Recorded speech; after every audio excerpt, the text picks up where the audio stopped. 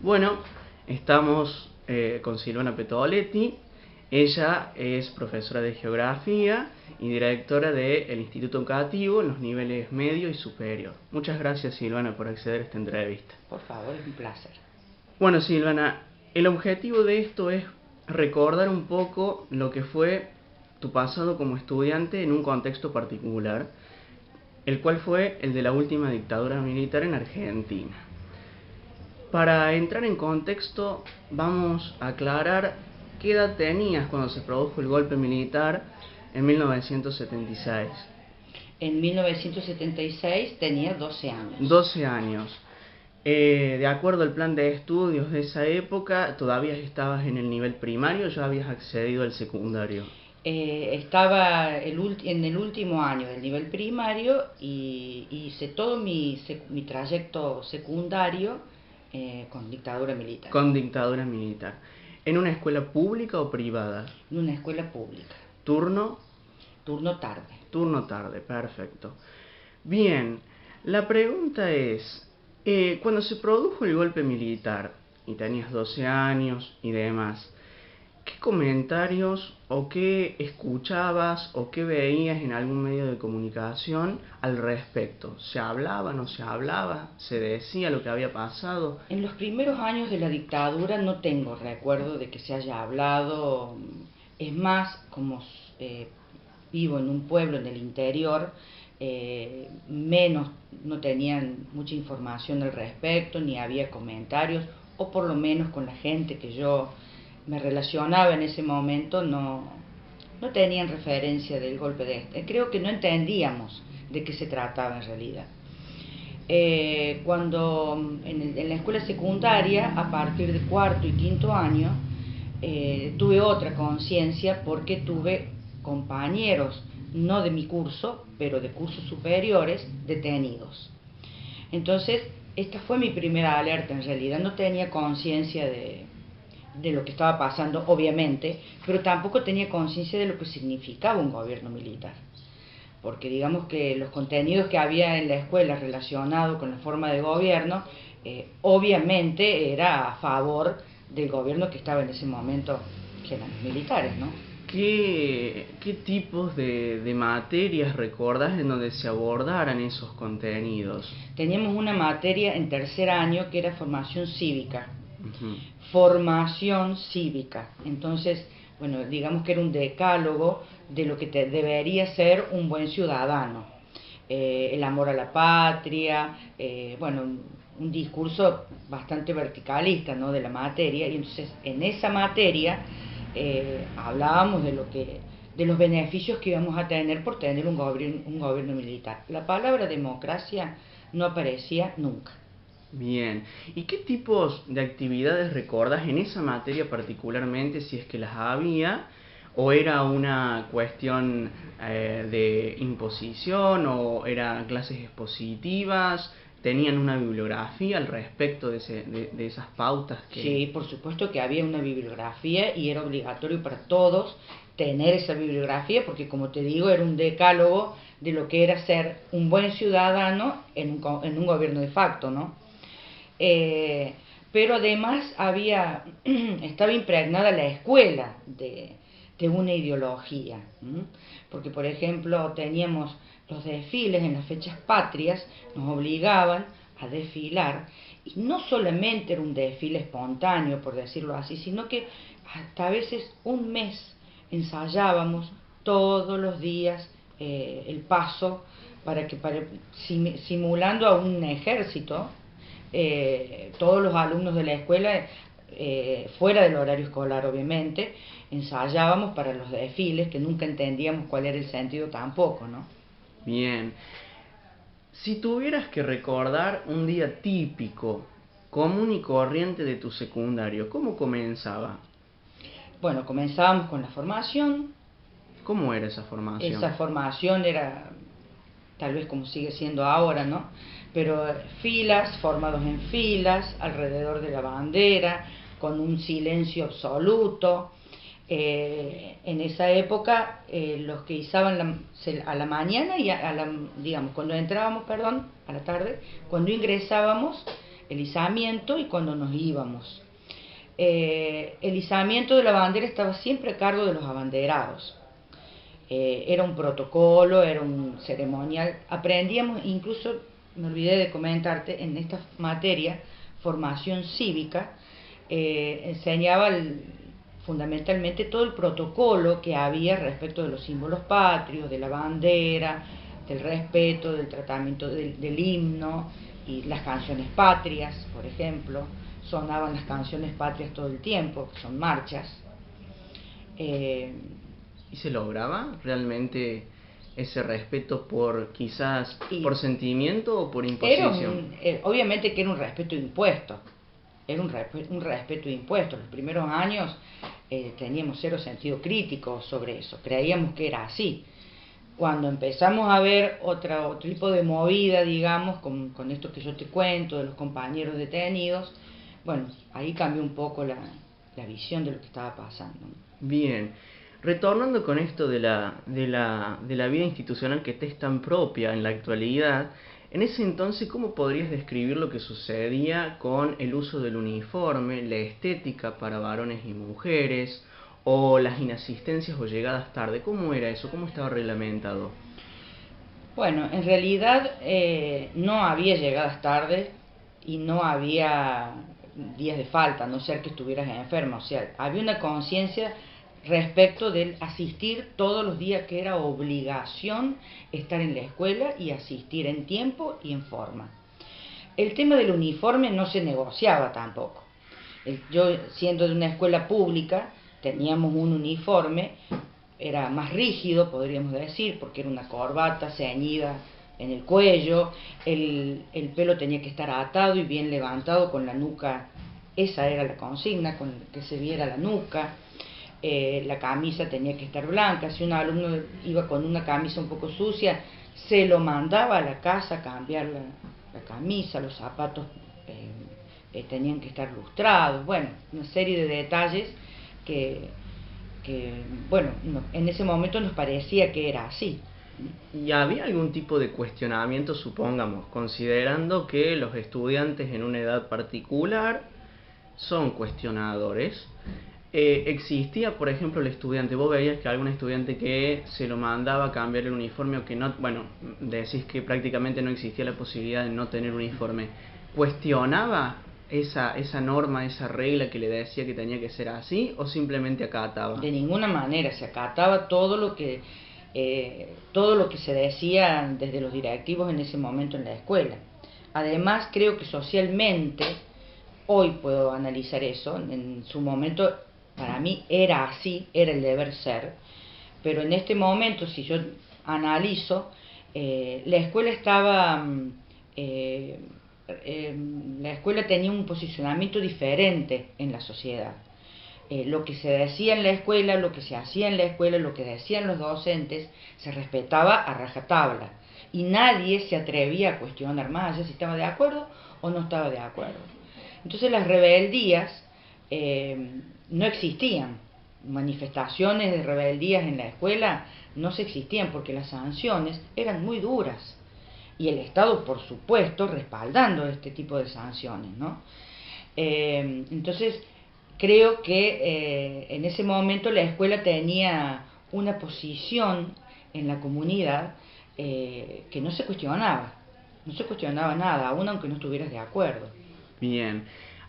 ¿El tema de las sanciones se llegaba a expulsar? Sí, se expulsaba, amonestaciones, expulsar, no había ni código de convivencia y se hacía lo que el directivo decía. Ni siquiera había acuerdo entre los docentes, ¿no? Tampoco había noción de contener a nadie.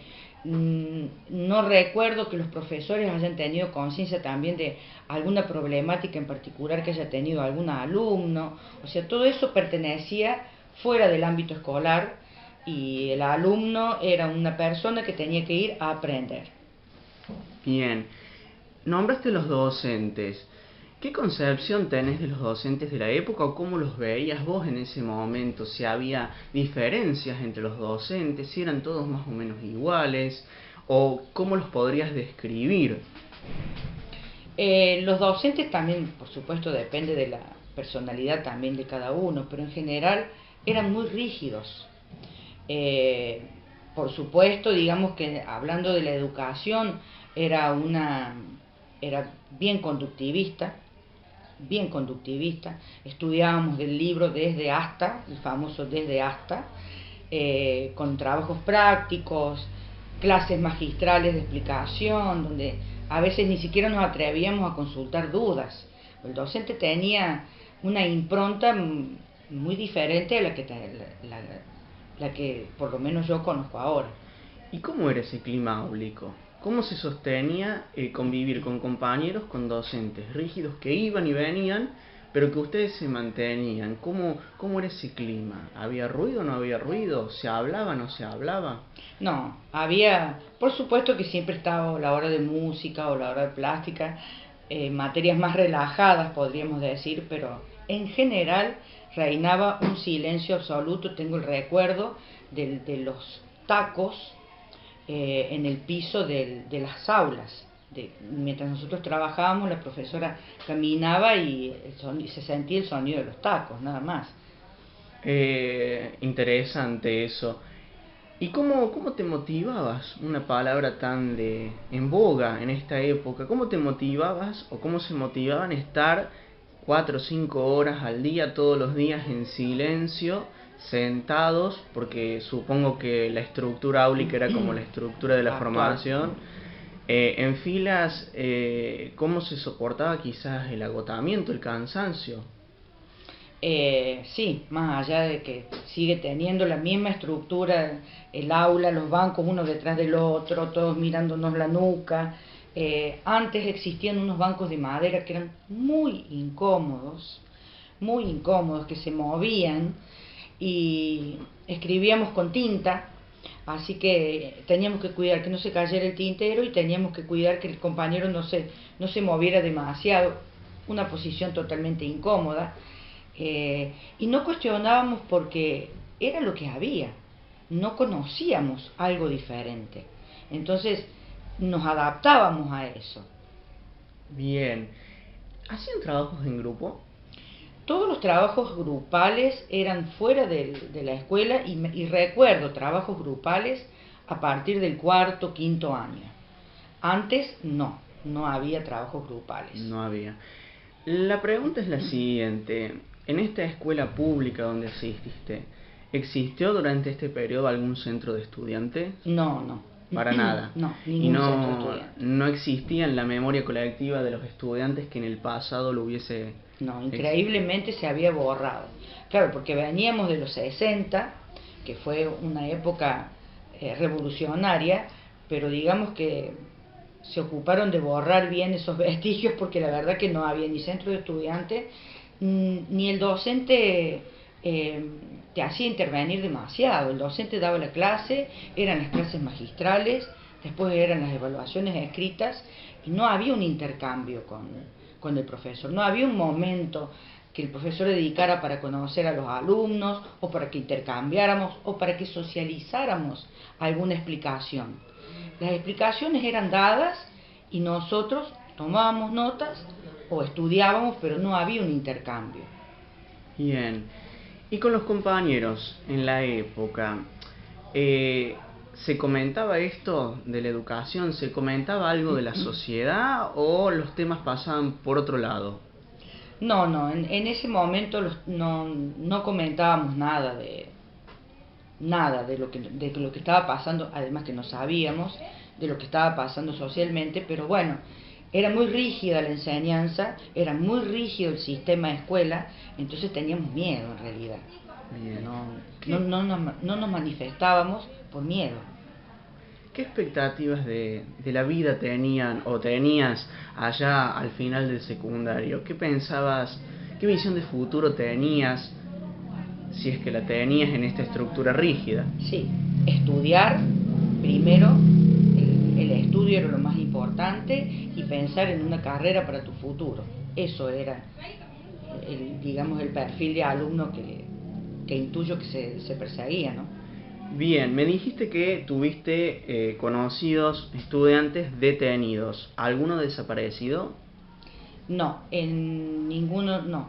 fueron 3 que no eran de mi curso, eran más grandes, fueron detenidos y torturados. Y después volvieron a la ciudad, bueno, y ahí volvieron con mucho miedo también. Entonces, bueno, se había generado como una cuestión de indagar un poco. Esto es lo que recuerdo, no tengo otro recuerdo. Bien. Para ir cerrando lo que es la descripción de lo que recordas, ¿conocías por otro lado ex estudiantes en realidad, que hayan dejado el sistema secundario? Sí, había muchos que dejaban de estudiar. De hecho, comenzábamos a lo mejor en primer año 40, en mi promoción empezamos 80 porque había 2 divisiones y terminamos el secundario con una división de 17 alumnos. Iban abandonando, ¿no? Abandonando. ¿No sabes más o menos a qué se dedicaban? Seguramente la mayoría por trabajo, porque trabajaban, no podían asistir a la escuela, no tengo otro recuerdo. Bien. Dijiste que todo era estructurado, todo era rígido. ¿Cómo eran esos famosos actos escolares, si tenés recuerdo de alguno? ¿Eran al interior de la escuela o se basaban siempre en el desfile militar al exterior? En determinadas fechas patrias hacíamos actos públicos, se hacían actos públicos en la ciudad y hacíamos los famosos desfiles, y en otras fechas patrias hacíamos actos al interior de la institución, ¿no? Era el mismo formato, un texto rígido, el respeto de la bandera, cantábamos la marcha militar, digamos, y ahí sí terminaba el acto. Bien. Si tuvieras que decir básicamente ¿cuál era el temor en esa época? Como estudiante vos decías el miedo, la autoridad se respetaba. ¿Cuál era? ¿El miedo a qué? Y primero principal, el miedo al castigo, porque las sanciones eran severas. Estaban las amonestaciones y después las expulsiones. Había muchísimas expulsiones. Entonces, y cuando te expulsaban del sistema, después no te podías integrar en una escuela ni de la comunidad. Por un año no podías estudiar. En eso consistía la expulsión. El castigo era que un año te quedabas fuera del sistema educativo. Entonces, con lo que significaba eso, ¿no? Más allá de que en la casa también había exigencias con respecto al estudio y respeto con respecto a las decisiones que se tomaban en la escuela, entonces no había mucho lugar para cuestionar nada. Bien. ¿En qué año terminaste el secundario? 78. 88. 88, perdón. 88. 88. 88, bien, ya en democracia. ¿Se sintió Exacto. el cambio? Sí, totalmente. En el último año fue un cambio. Tengo el recuerdo más hermoso de la escuela secundaria, porque empezaron a caer algunos velos, empezamos a entender algunas cuestiones, y entonces toda la rebeldía que nos habíamos acumulado en los años anteriores explotó en el último año con la democracia. Bien. Ahora, para finalizar esta parte de reflexión del pasado, hoy, como directora de una escuela, y ante todo como docente, ¿crees que ese modelo de educación triunfó en su momento? No, para nada. No estoy de acuerdo, pero en ningún sentido. A pesar de que hay formatos que se siguen repitiendo, ¿no? Que pienso que es el desafío que tenemos por delante en educación. Porque si vos me decís, seguimos teniendo las mismas aulas, seguimos teniendo la misma disposición en las aulas, seguimos de pronto teniendo algunos rituales que se siguen repitiendo, pero bueno, vamos en pos de hacer. Yo creo que nada fue totalmente negativo y nada es totalmente positivo ahora. Es como la famosa discusión conductivismo versus constructivismo, ¿no? Creo que hay que tomar de las dos experiencias y contextualizarlo en el momento actual, y bueno, y construir una forma nueva de transitar por las aulas. Muchas gracias, Silvana. De nada.